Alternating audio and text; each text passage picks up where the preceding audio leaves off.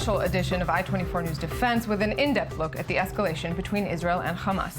It's been more than 2 weeks of the IDF ground forces engaging in heavy fighting against militants deep inside the Gaza Strip, alongside it continuing rocket fire and infiltration attempts into Israel, with diplomatic efforts to achieve a ceasefire in the background. Before we go further, here's a look back.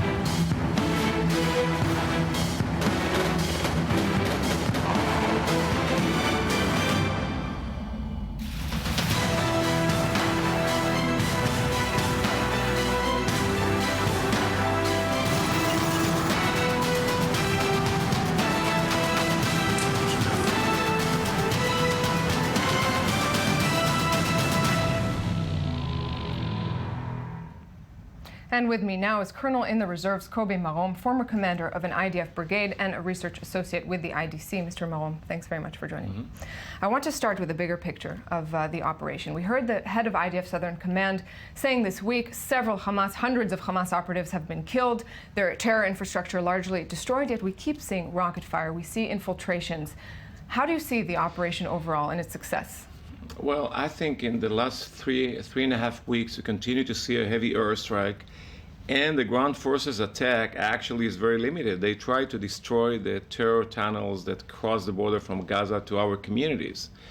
And we use a very limited task force to complete those missions. But the point is that we have to continue to sustain the pressure on the Hamas military leadership, that they will ask to have a ceasefire. Right now, you're right, they continue to fire, launch missiles to Israel. They continue to fight. They suffered many casualties. But in this moment, I think, from the Israeli point of view, we must sustain the military pressure against the Hamas terrorists, that they will ask for a ceasefire in Cairo right now. You mentioned a sort of a limited operation, yet at least in the eyes internationally, in the international community and media, it certainly looks like a very massive operation against a sort of militia, if you will. Is that accurate? Well, thank you for the question. We occupy the very narrow belt, about 2 or 3 miles inside Gaza. That's all. We just want what the Israeli cabinet decided is to, and that's a red line from the Israeli point of view, to destroy all the terror tunnels that goes to our community. I don't know any country that allowed a crazy situation that tunnels will go to the civilians' communities. That's what we try to do. I think within a few days we're going to complete this mission. But meanwhile, I think the Israeli strategy must be to sustain the pressure on the Hamas military leadership, because in the end of the day, we have to achieve 2 major objectives. One, destroy, and that's a red line from the Israeli point of view, destroy all the terror tunnels that goes to our communities. That's our commitment to the people that live along the border. And second is to regain and have an effective deterrence for a long time. And you know, when we look to the whole picture, the Hezbollah and the Iranian regime are looking to this conflict, and I think that's very important for Israel to have an effective deterrence, to deter Hamas, to deter Hezbollah and the Iranian for any conflict in the future on the northern part of Israel. I'd like to get to the northern front as well, but first you mentioned tunnels, and we've seen, of course, infiltrations being a major part of this operation. We witnessed the infiltration through Nahal Oz and the death of 5 Israeli soldiers, the Hamas video that documented this entire thing. From your experience on the north, specifically dealing with Hezbollah, was this a surprise? How did this affect you, this First video? of all, you know, it's a war, and that's a surprise. And from my experience as a commander fighting the terror, I think the result in this incident is unacceptable from the IDF point of view. In any meeting, and we saw it in the majority of the fire meeting between the IDF soldiers and the Hamas terrorists, we did a wonderful, and were very successful. In this incident, what we saw that they surprised the IDF position during the daytime, attack and kill 5 Israeli soldiers. That's unacceptable. Very quickly, you're extremely familiar, of course, with dealing with Hezbollah on Israel's northern border. How would you compare the fight with Hezbollah to Hamas in the Gaza Strip? We saw in the last 5-6 years a lot of relationship and a lot of supply from the Hezbollah experience to the Hamas. And what they try to do right now... supply or training? Training, ammunition stuff, how to produce those missiles. A lot of issues on the table when you talk about relationship between Hezbollah and the Hamas. And what the Hamas leadership right now in this moment, they try to bring the Hezbollah as part of this conflict and escalate the situation in the north. And I don't think it's going to happen because the Hezbollah is so involved in Syria, suffered many casualties. And the last thing that they want is that Israel will be part of this game in Syria. Mr. Marom, unfortunately, I have to stop you there, but thank you very much for joining us in the studio. Thank you.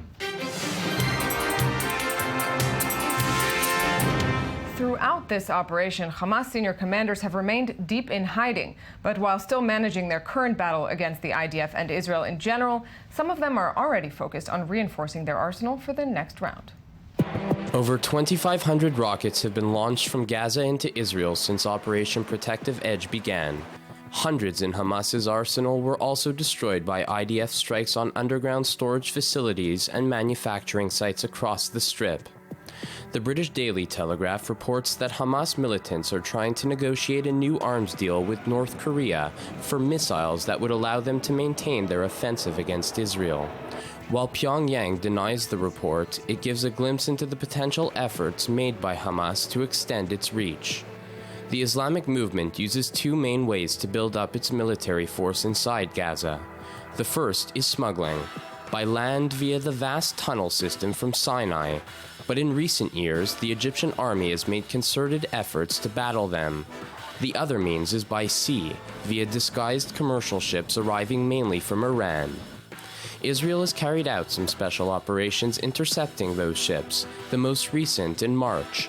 Naval commandos raided the Kloss Sea in the Red Sea, 1,800 kilometers from Israel, and discovered dozens of long-range missiles. In the last 24 hours, Israel has intercepted an Iranian arms shipment to the terrorists in Gaza. This ship contains dozens of lethal long-range missiles, high explosives that could rain death and destruction on Israel's civilians and our cities. Back to North Korea. The relationship with Hamas first became public in 2009 when 35 tons of arms, including surface-to-surface rockets and rocket-propelled grenades, were seized after a cargo plane carrying the equipment was forced to make an emergency landing at Bangkok Airport. Since the current escalation began, Hamas succeeded in launching massive barrages of rockets towards major Israeli cities, Tel Aviv, Jerusalem, and Haifa. Although this round has not yet concluded, deep in Gaza, Hamas senior commanders are already thinking about the next round. And joining me now in the studio is Dr. and Colonel Barak Ben-Tzur, a strategic intelligence and counterterror expert and a former IDF intelligence officer. Mr. Ben-Tzur, thanks very much for being with me. So I want to start with the report we just heard, which focused largely on Hamas's rocket arsenal. We've seen in the past that whatever conflict happens, whatever Israeli operation, whether in the north with Hezbollah or with Hamas, it just comes back. The rockets get replenished. How long until this current arsenal gets replenished? Well, we know that at least 65 to 70% of their resources was already exhausted. And we are sure that most of the tunnels that were used for smuggling those rockets from Sinai to the Gaza Strip are blocked. So if they will continue to use those rockets and launch them in the figures that they launched yesterday and the day before, and the Israelis will continue to target in the same manner that they've done in the last 3.5 weeks, we are speaking about, let's say, 15% of the initial number of rockets that they opened this crisis.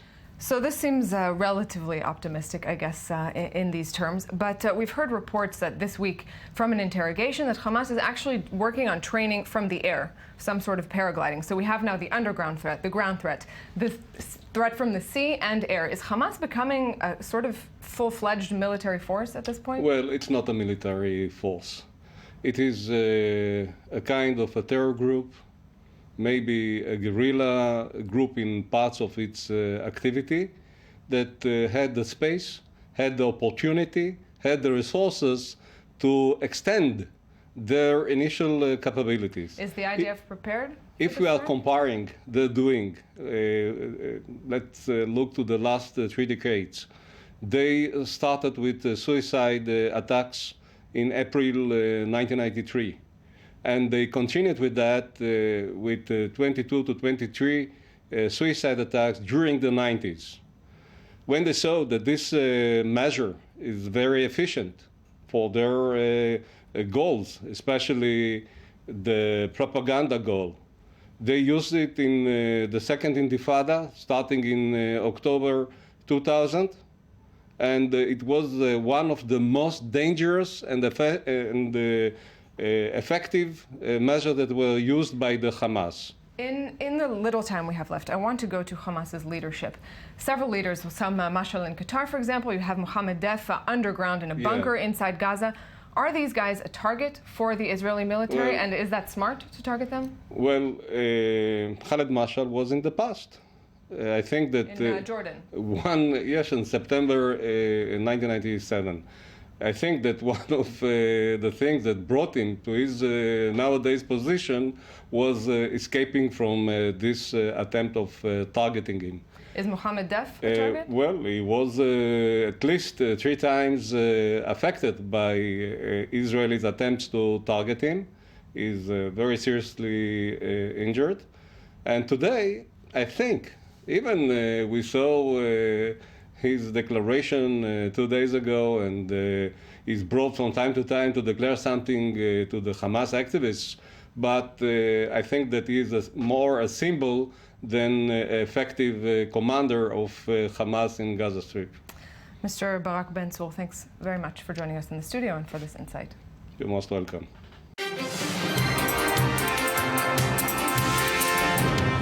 2 weeks into Operation Protective Edge's ground offensive, the IDF armored brigades are engaging in high-intensity battles in cooperation with other forces, all in a modern and highly complex battlefield. Here's a closer look.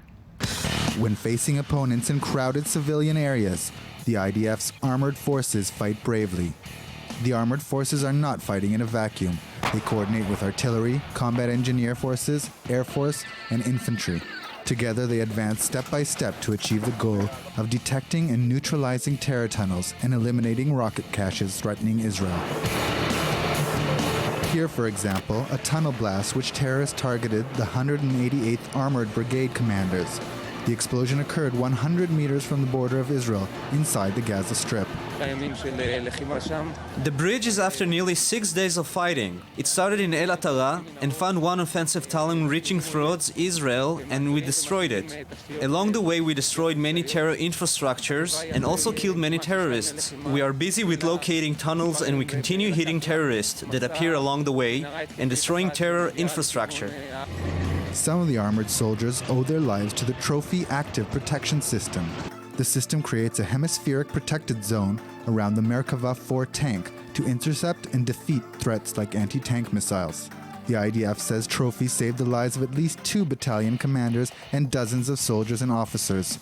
The uniqueness of Trophy lies not only in its ability to protect the tank, but also to identify and report the launching area. But like any other fighting force in this complex combat zone, the armored force also suffers casualties. Armored Corps Shara Golan lost 4 soldiers this week when a mortar shell landed in its staging area.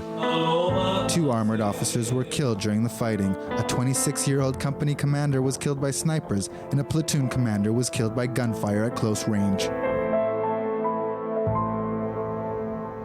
And joining me now in the studio is Brigadier General in the Reserves, Yom Tov Tamir, a former senior commander in the IDF Armored Corps. Thanks very much, Mr. Tamir, for joining me. So we just saw this report. Throughout this operation, even during the ground operation, airstrikes are much of the discussion. But tanks are operating, of course, as well. What role do tanks have, and how difficult is it to use them in such a densely populated area? Of course, it's a different role of a tank or armor unit or ground forces than in some other area. It's urban, very dense density urban area, and of course there are also a civilian population in among the Hamas terrorists. And first of all, you have to be very careful, which we are doing much more than all the others, army all over the world that I know. But first of all, we have to complete the mission.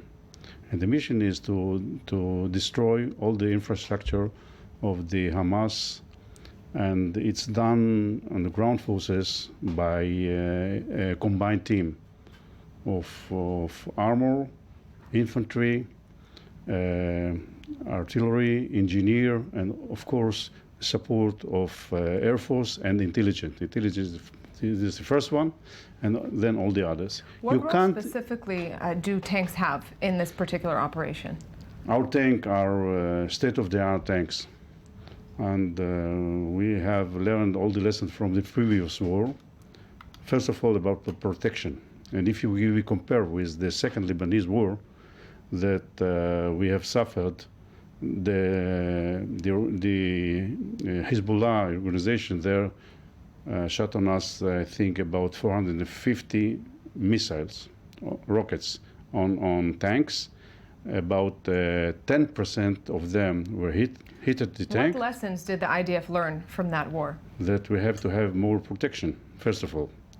And the protection that we have here, we saw here on the previous, the trophy, and we have some others means, and we are very well protected. Of course, somehow somebody can hit something, but you can't compare it with what we had in the past. So the tanks are leading now. Mr. Tamir, there's this sort of old IDF motto, the man in the tank shall win. Is that something from once upon a time, or do you think that's still true today? It's still accurate because even speaking with the maneuver, for example, they say that the tanks should lead the maneuver. This is also a maneuver, a different kind of maneuver, but still is a maneuver. Because to accomplish your mission, you can't do it only with Air Force. You have to be on the ground and to do some maneuver to change your position. Mr. Yom Tov Tamir, thanks very much for being with me here in the studio. Thank you for having me. And thank you, our viewers, for being with us. That concludes this special edition of I-24 News Defense. Be sure to catch us here next week, as always, from the Jaffa Port. Thanks for watching.